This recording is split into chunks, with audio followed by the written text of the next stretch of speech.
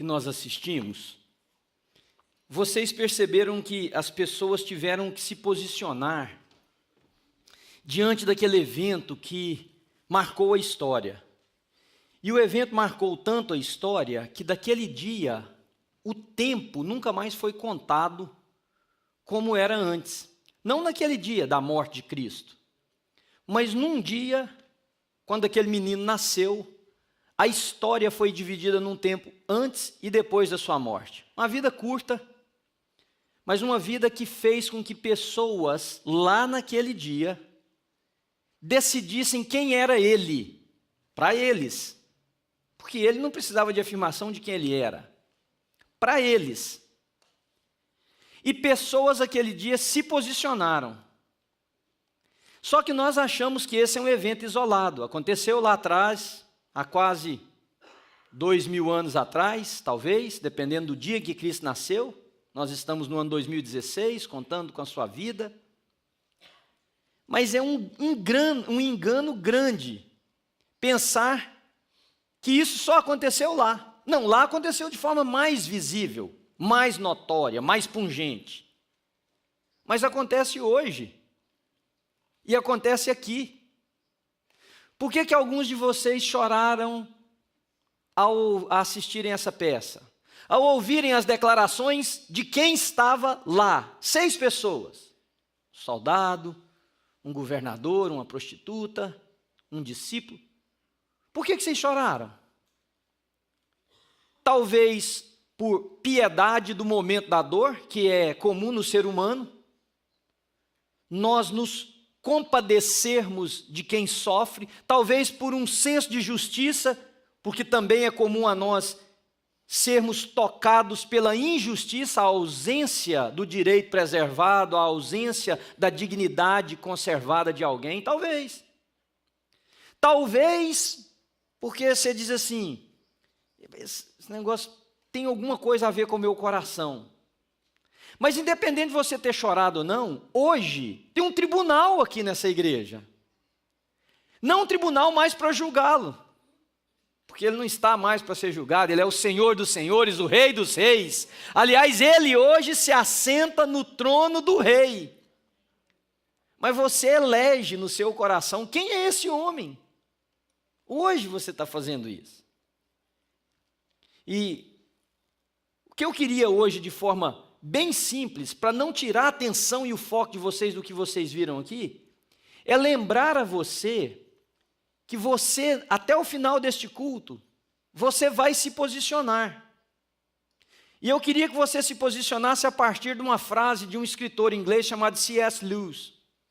C.S. Lewis disse o seguinte: Christ is either a liar, a lunatic, or else he is Lord.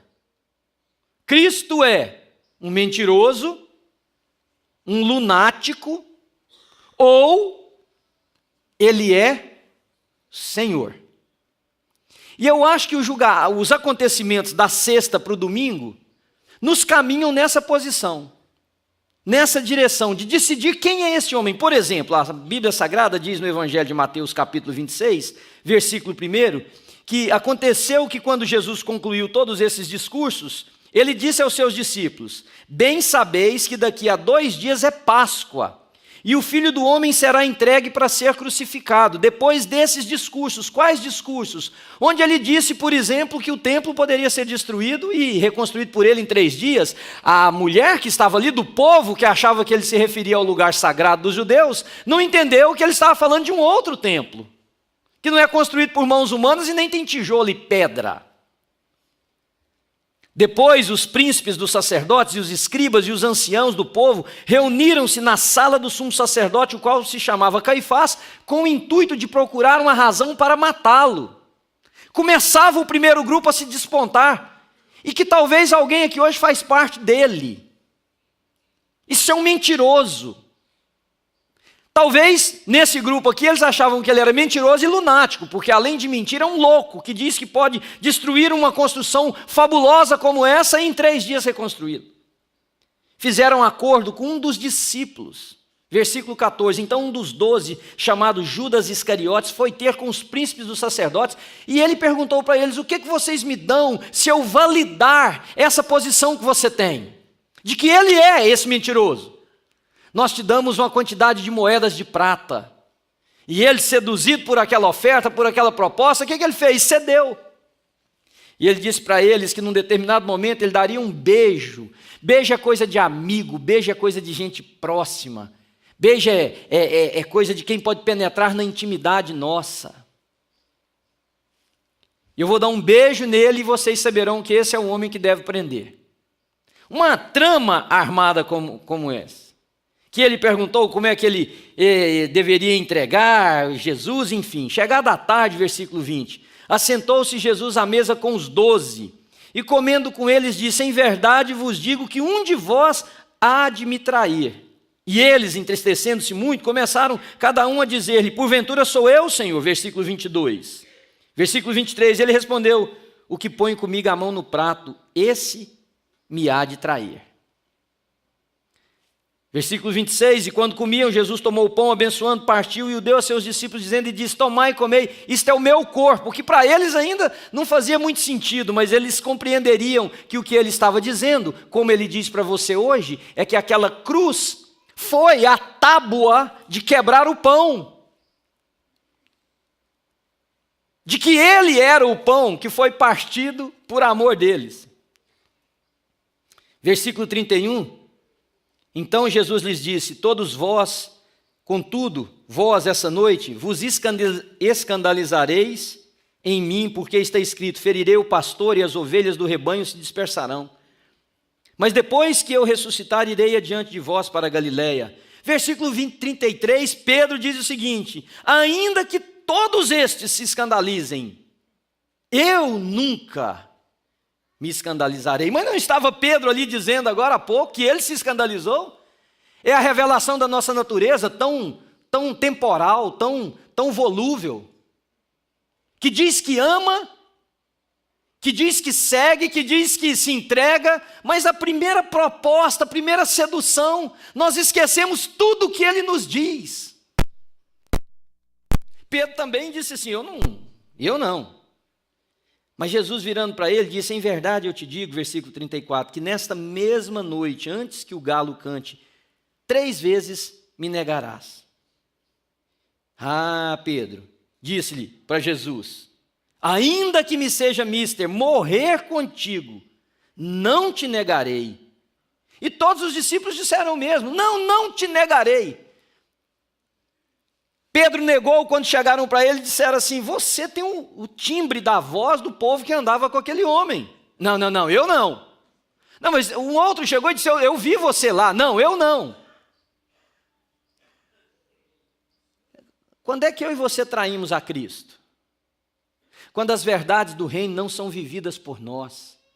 Quando as verdades do reino não são exemplificadas na nossa vida.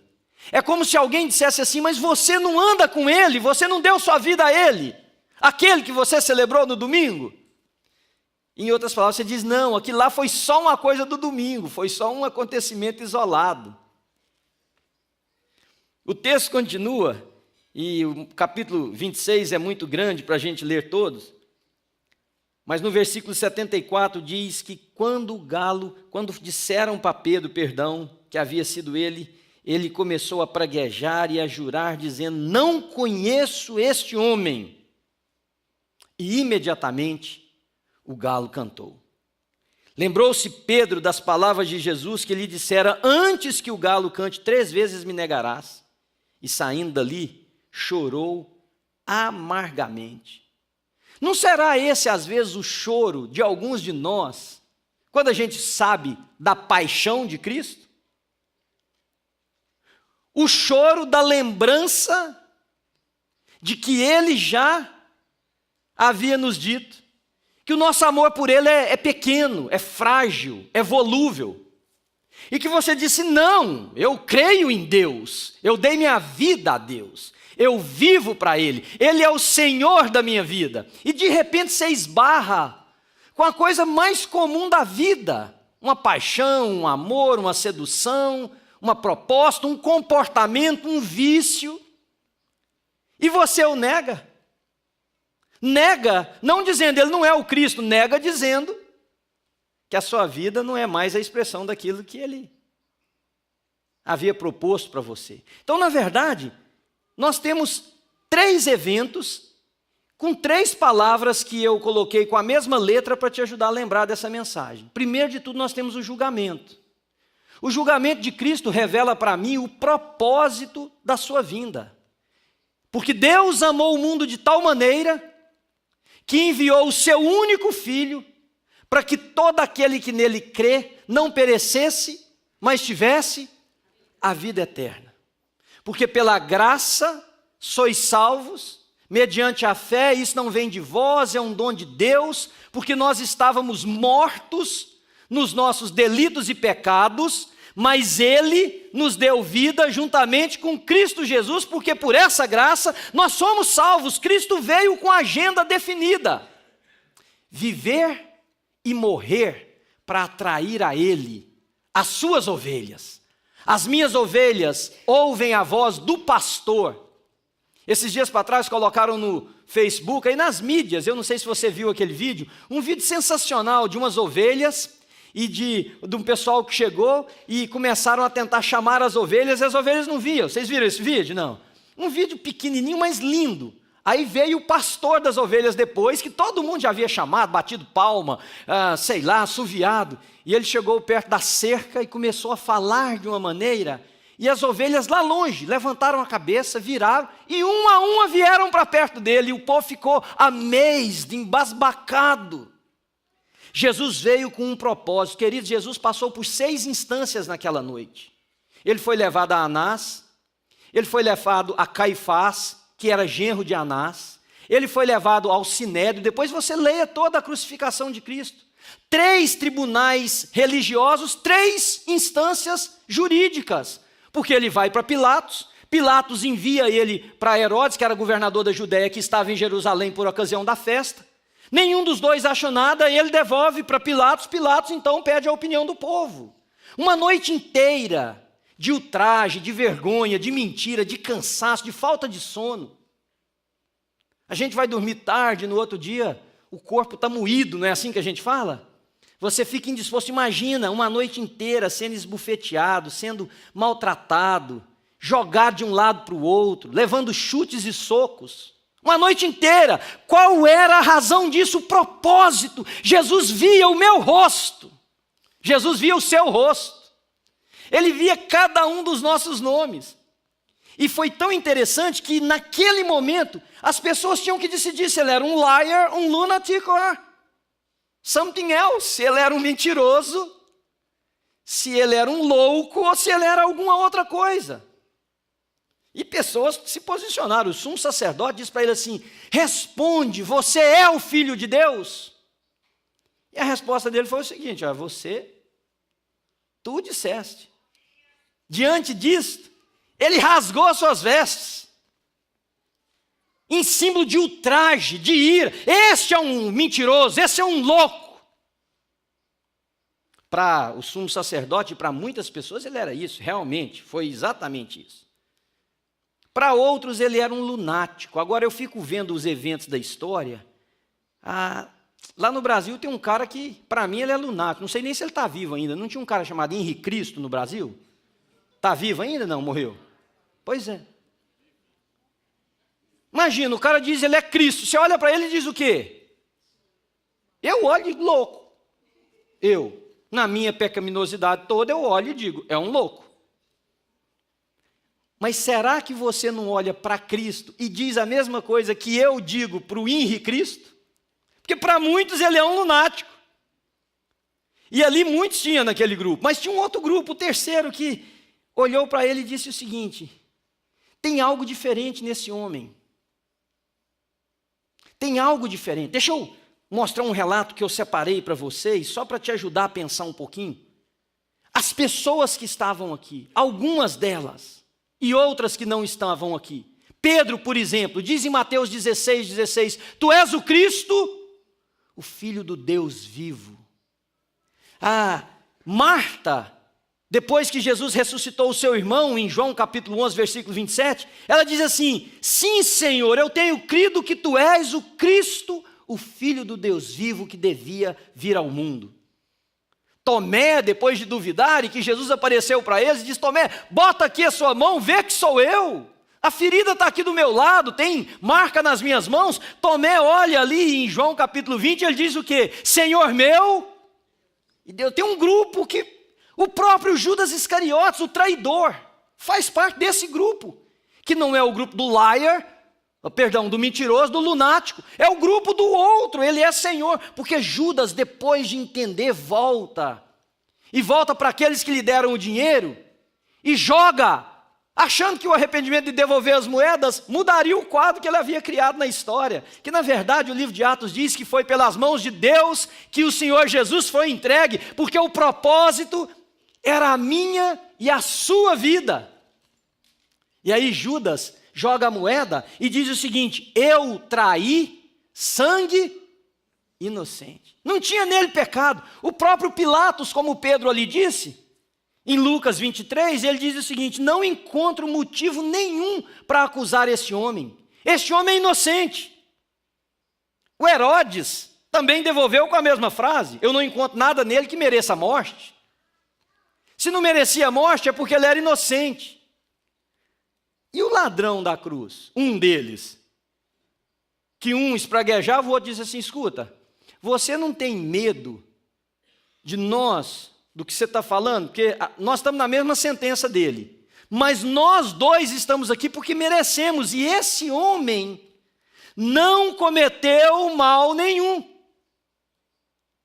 O propósito de Deus foi vir ao mundo para te salvar, para me salvar, para nos dar vida, mas para nos dar a vida em Cristo.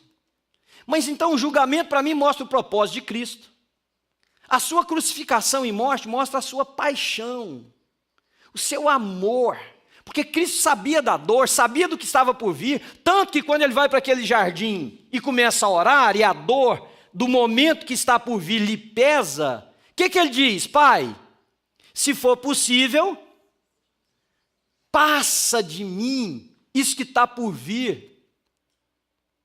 Mas se não, que seja feito a tua vontade. Mas não era possível. Quer dizer, era possível, se fosse para todos nós não termos vida. Era possível, se o céu não fosse ser povoado por mim e por você. Era possível. Se mais ninguém fosse ouvir as boas novas de salvação, era possível sim. Se mais ninguém no mundo fosse entregar sua vida para Jesus, e como terminaram a peça aqui, com a canção, dizendo: eu agora vivo para mostrar o amor de Deus. Seria possível, mas era impossível nesse caso nosso. Porque Deus demonstra o seu amor por nós, tendo Cristo morrido em nosso favor, quando ainda éramos pecadores, diz a carta que Paulo escreveu aos Romanos, capítulo de número 5. A morte de Jesus, a sua paixão ali, todo o seu sofrimento demonstra isso, queridos. Que ele tinha um propósito e a paixão de Cristo por esse propósito. Não paixão no sentido de sofrimento, paixão no sentido de amor. Olha o que Paulo escreveu aos Efésios: nele temos a redenção por meio do seu sangue, o perdão dos pecados de acordo com as riquezas da graça de Deus. Mas não era possível ele passar sem sofrer. Porque Isaías tinha dito: ele foi traspassado, capítulo 53, versículo 5, por causa da minha transgressão, foi esmagado por causa da minha iniquidade, o castigo que me trouxe paz estava sobre ele, pelas pisaduras dele, eu fui sarado, curado. Se no julgamento Cristo demonstrou o seu propósito, naquela via que nós chamamos de crúcia ou dolorosa, ele demonstrou o seu amor, a sua paixão por mim. Isso é o quanto Jesus te ama. Isso é o quanto Cristo, numa linguagem muito chula minha, foi além, só para dizer para você: você é precioso, é preciosa, eu amo você, e a minha morte é para que você possa viver. E não se engane, queridos, não é só no dia da Páscoa. Todos os dias, todos os domingos, toda vez que a palavra de Deus é pregada, um tribunal como aquele se estabelece, porque as pessoas vão ouvir e vão qualificar Jesus como um mentiroso, um lunático ou o Senhor. E o terceiro aspecto, para você lembrar, olha, seu julgamento, o propósito, a sua morte e crucificação, a paixão, e a sua ressurreição, o poder. Louvado seja Deus. Porque se Cristo tivesse apenas tido propósito e me amado, mas ele tivesse se encerrado com um túmulo, com uma pedra que lacrou um buraco numa sepultura, mas o poder de Deus, de ressuscitá-lo dentre os mortos, sem saber, aqueles homens, aqueles maldosos religiosos, ajudaram a fortalecer ainda mais o poder da ressurreição de Cristo. Porque eles não somente o enterraram, no sentido de, não é, debaixo da terra, colocaram num túmulo e colocaram uma pedra, eles disseram o seguinte: olha, esse homem antes, esse traidor, esse mentiroso, dizia que ao terceiro dia ele iria ressuscitar. E ele tem um bando aí fora de gente fiel a ele. Essas pessoas são capazes de roubar o corpo dele só para validar o que ele falou. Ah, Deus é maravilhoso, não é, querido? Então vamos fazer o seguinte: não só vamos colocar uma pedra muito pesada, mas coloca uma escolta de 4 soldados vigiando essa pedra. Ah, podia ser 4, podiam ser 8, podiam ser 12, 16. Qualquer múltiplo de 4 que eu e você conseguíssemos imaginar. O problema não era o peso da pedra, o problema não era a quantidade de guardas. A verdade é que a mão do poderoso Deus queria exercer esse poder da ressurreição em Cristo, tirando-o de dentre os mortos. Mas é mais do que tirá-lo de dentre os mortos. Não é só para dizer, Manuel, um dia você vai ressuscitar. Não é só para dizer, você vai ressuscitar. Para você que está me ouvindo aqui nessa manhã. Sabe o que é? É para mim, que às vezes não consigo vencer algumas coisas na minha vida que me afastam deste Cristo. Coisas que são mais fortes do que eu, é uma pedra muito grande. São 4 soldados vigiando, para que ninguém diga que foi mentira. Quando eu leio uma coisa como essa, eu entendo que o poder da ressurreição, que tirou o Cristo daquela sepultura, no meio de guardas vigiando, que não precisou de nenhum suborno, que não precisou de nenhum motim, é o poder de Deus. Esse é o poder que é exercido sobre a minha vida e sobre a sua vida. Então você que está aqui hoje, me ouvindo e pensando, mas eu estou preso, esse é o poder que te liberta. Você que está me ouvindo e diz o seguinte: eu não consigo, esse é o poder que te faz conseguir. Ah, mas eu não chego. Esse é o poder que te leva. Ah, mas eu não perdoo. Esse é o poder que te faz perdoar. Querido, se Cristo tivesse permanecido naquele túmulo, era muito mais do que a gente comparar Cristo com qualquer outro líder religioso famoso. Era muito mais do que isso, preste atenção. Se Cristo não saísse daquela sepultura, não era apenas como Paulo escreve à igreja em Corinto para nos dar a esperança da ressurreição. É muito mais do que isso. É para saber que hoje os grilhões que me cercam podem ser quebrados por esse poder. O poder que Deus exerceu ressuscitando Cristo dentre os mortos. Então, você precisa tomar uma decisão hoje. Aliás, eu acho que você já está tomando enquanto você me ouve. Quem é Cristo para você?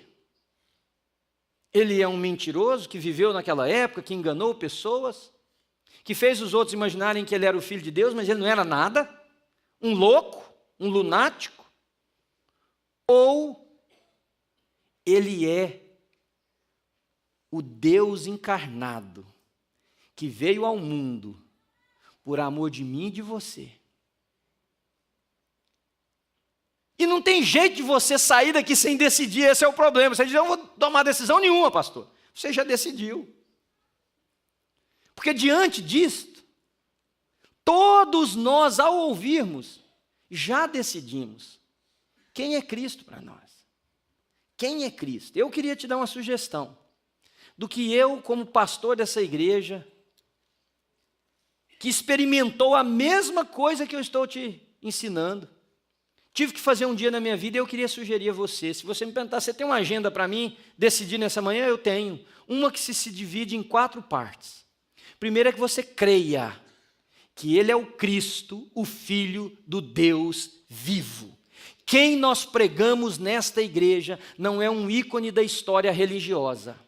Quem nós anunciamos nesse púlpito, orando, cantando e falando, é o Filho de Deus que veio ao mundo por minha e por sua causa. Que você creia nisso, mas que você não pare no crer.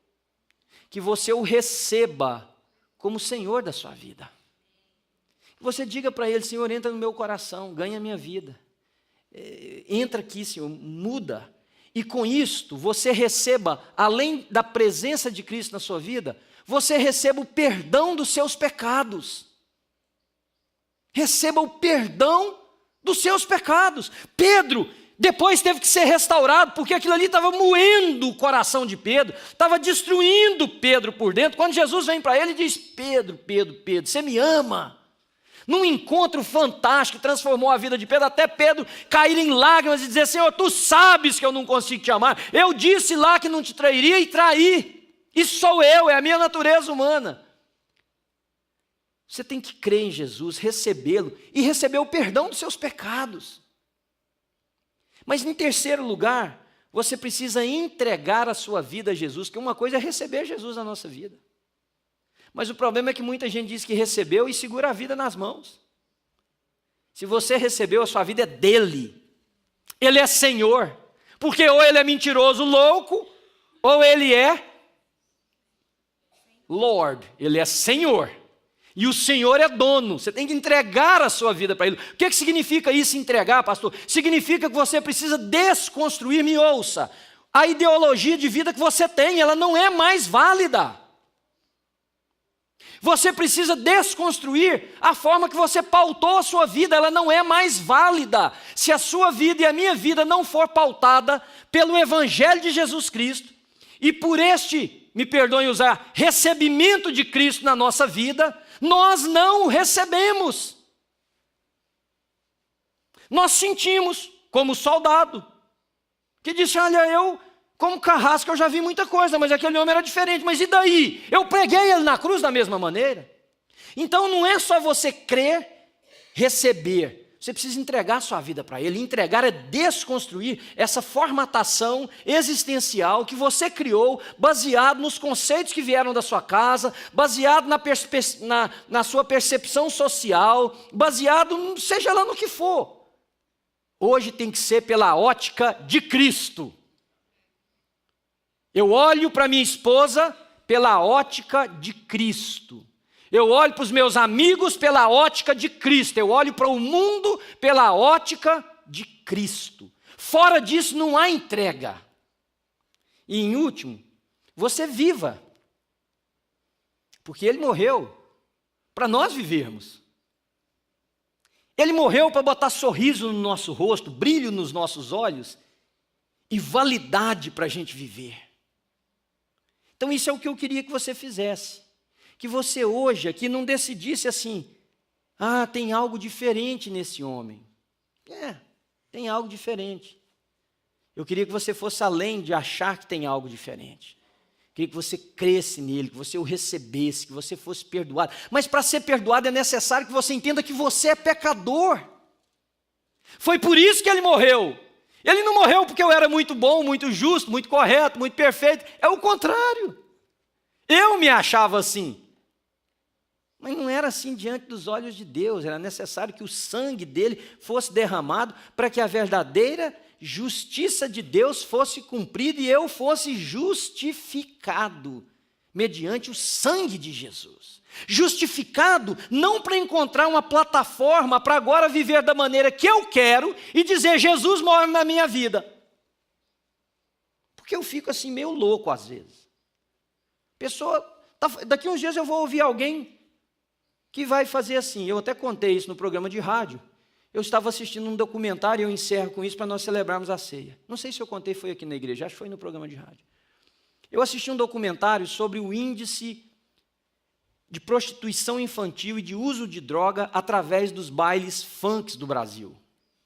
Uma equipe de repórteres da BBC foram ao Brasil, distribuíram em várias cidades e fizeram um documentário muito interessante,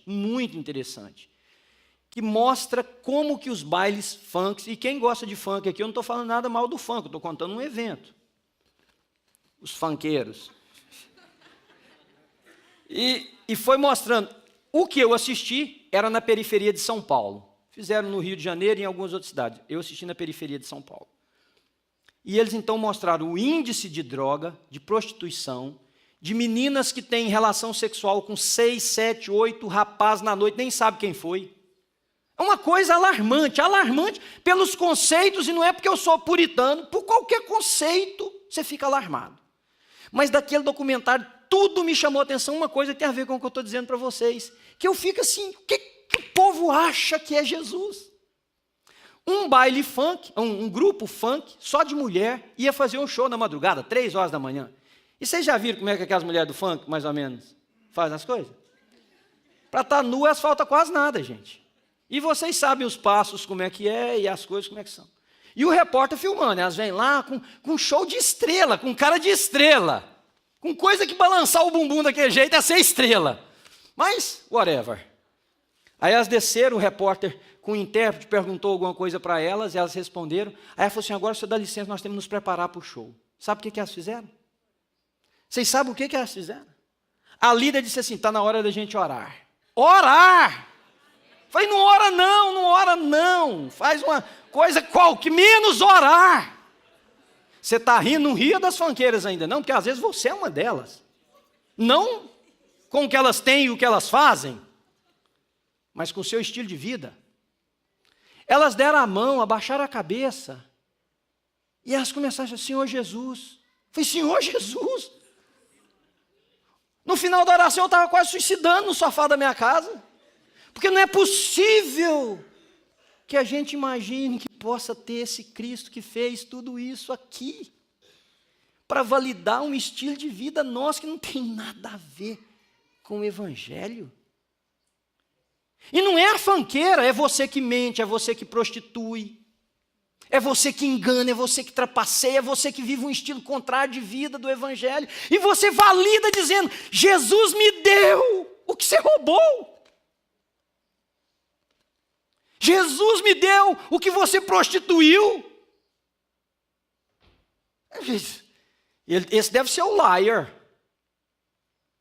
ou o lunatic. Nunca o Lord da nossa vida.